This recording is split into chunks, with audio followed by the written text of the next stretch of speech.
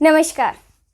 आज हम बात करेंगे श्रीमद् भगवद गीता के प्रथम अध्याय के 12वें श्लोक की।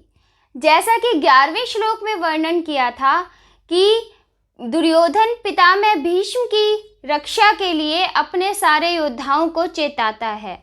वह ये कहता है कि चारों तरफ से जो जिस मोर्चे पर स्थित है, जिस मोर्चे को संभालने की जिम्मेवारी दी गई है, वह उस मोर्चे से पितामह भीष्म की चारों तरफ से रक्षा करे।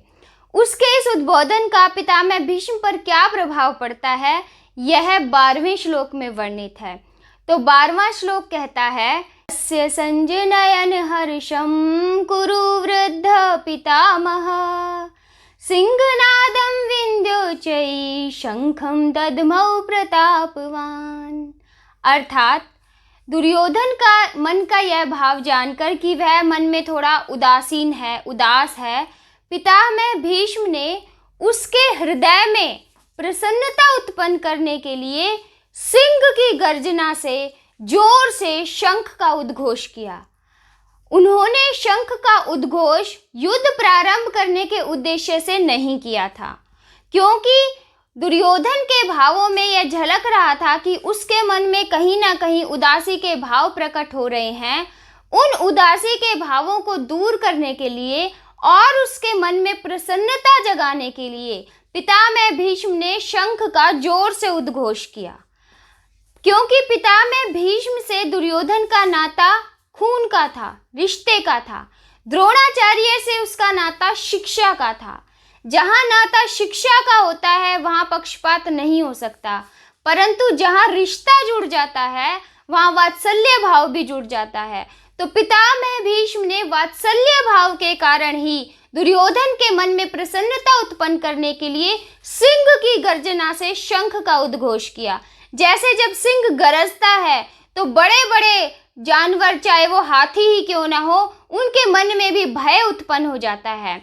तो इस तरह से उन्होंने जब सिंहनाद किया तो संदेश ये गया कि पितामह भीष्म ने युद्ध का उद्घोष किया और शत्रु सेना के मन में भय उत्पन्न हो सके। दुर्योधन के मन में यही भाव हुआ, परंतु पितामह भीष्म यह जानते थे कि उन्होंने जो ये सिंहनाद किया है, जोर से शंखनाद किया है, सिंह की गर्जना के समान जो है, वह केवल दुर्योधन के मन में प्रसन्नता उत्पन्न करने के लिए किया है, ताकि वह उदास ना हो, उसे यह ना लगे कि उसके साथ पितामह भीष्म मन से युद्ध नहीं कर रहे हैं। पितामह भीष्म को यहाँ पर कुरु वृद्ध कहा गया है।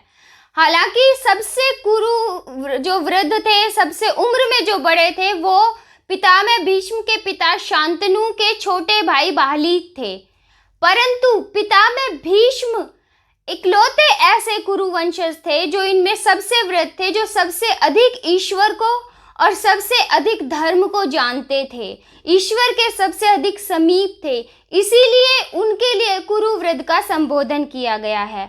वो शस्त्र और शास्त्र दोनों में इतने अधिक निपुण थे कि जिसकी व्याख्या भी नहीं की जा सकती।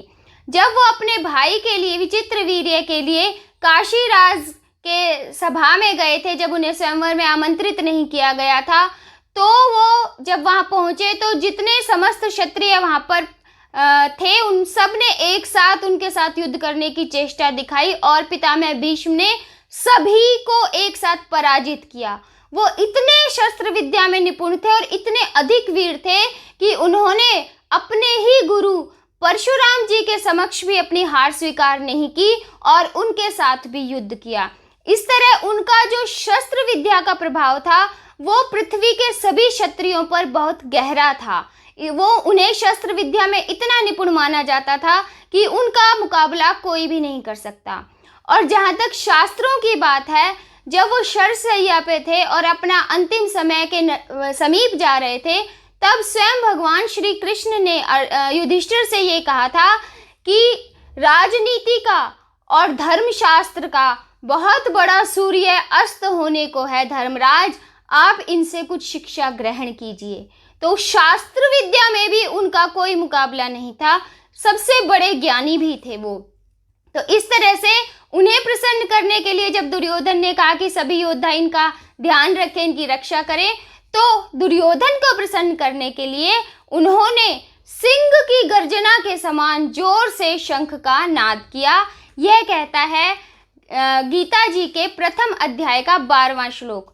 और इस नाद का, जो उन्होंने शंखनाद किया, इसका पूरी सेना पर क्या प्रभाव हुआ, यह 13वें श्लोक में वर्णित है, जो हम आपको आगे बताएंगे। तब तक के लिए नमस्कार।